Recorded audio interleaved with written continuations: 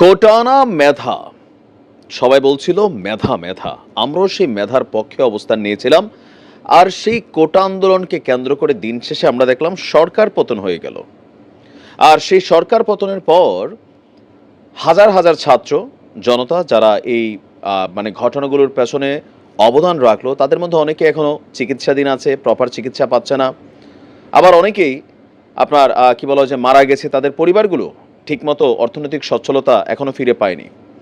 But এর মাঝখানে অনেক ছাত্রের কপাল খুলে গেছে। মন্ত্রী এমপি একটা প্রধানমন্ত্রী লেভেল অফ পাওয়ারে তারা ঘুরছেন, সব কিছু পজিটিভ দেখছেন, রাজনৈতিক দল তৈরির চেষ্টা করছেন, এমপি হবার স্বপ্ন দেখছেন। কিন্তু অপরদিকে যে আন্দোলনটা ঘিরে এত কিছু ঘটে গেল, সেই কোটা কি বিলুপ্ত হলো?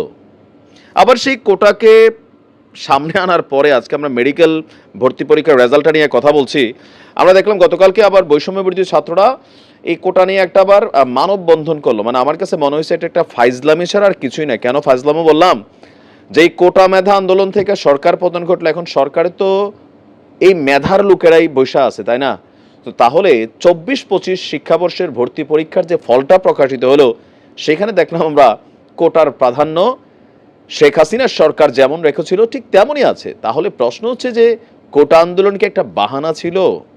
অনেকে প্রশ্ন তুলছেন, ছাত্ররাও ব্যাপক পরিমাণ ক্ষোভ প্রকাশ করেছেন। কারণ 70 নাম্বার মার্কস পেয়েও একজন মেডিকেল শিক্ষার্থী মেধার ভিত্তিতে সে চান্স পায়নি, কিন্তু কোটাতে 41 নাম্বার মার্ক পেয়েও কেউ কেউ ডাক্তারি সুবিধা পেয়ে যাচ্ছেন।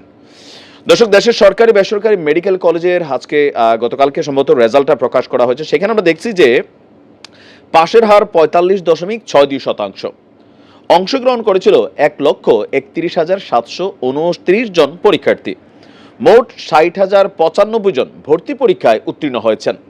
ফলাফল বিশ্লেষণে আমরা দেখছি যে 24-25 শিক্ষাবর্ষে এমবিবিএস ভর্তি পরীক্ষায় আপনার 100 নম্বরের মধ্যে 70 নম্বর পেয়েও সরকারি মেডিকেল কলেজে ভর্তির সুযোগ পাচ্ছেন না হাজার হাজার শিক্ষার্থী। অন্যদিকে ভর্তি পরীক্ষায় 41 থেকে 46 নম্বর পেয়েও আপনার 2.5 শতাধিক বিভিন্ন শিক্ষার্থী তারা বিভিন্ন মেডিকেল কলেজে ভর্তির সুযোগ পেতে যাচ্ছেন। মূলত মুক্তিযোদ্ধা কোটা সহ বিভিন্ন কোটা সংরক্ষণের কারণে অনেক বেশি নাম্বার পেয়েও বিপুল সংখ্যক শিক্ষার্থী সরকারি মেডিকেল কলেজে ভর্তির সুযোগ পাবেন না।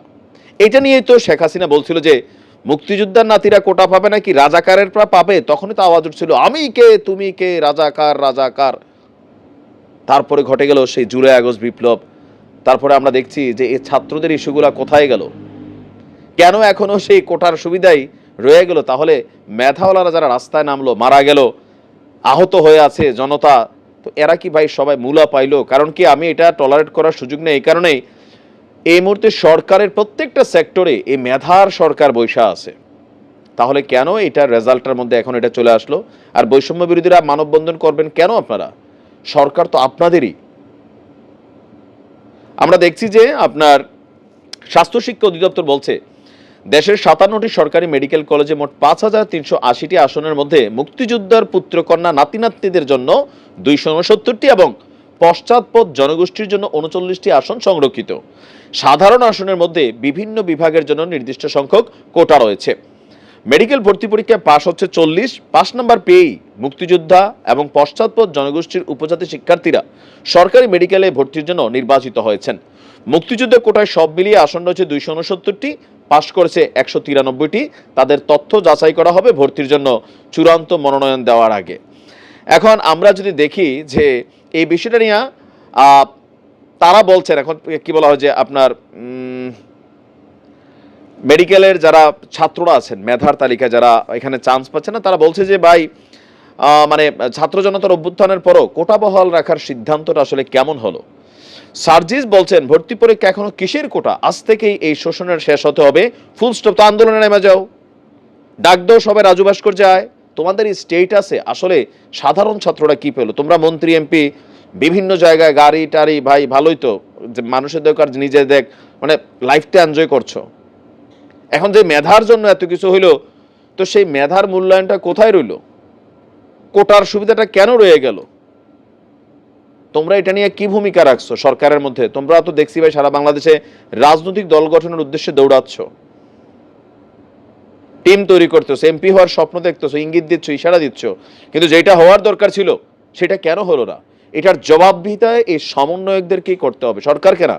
কেন সরকারকে তারা নিয়োগ দিছে, সো যারা মালিক, এখন মালিকরা কেন এটা সম্পর্কে অসচেতন?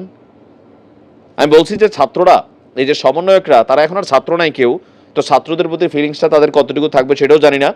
তো তারা কিন্তু আসলে যত দিন যাচ্ছে ততই মানুষের কাছে সমন্বয়ক শব্দটাও নেগেটিভিটিতে পরিণত হচ্ছে। ছাত্রদের মধ্যে যে ঐক্য ছিল সেটা বিভাজিত হয়ে গেছে। আর আজকের এই রেজাল্টের পরে হাজার হাজার পোলাপাইন তারা কিন্তু খেইপা আছে। সমালোচনা চলছে ফেসবুকে। আমরা দেখতে চাই এটার ব্যাপারে কি সিদ্ধান্ত হয়।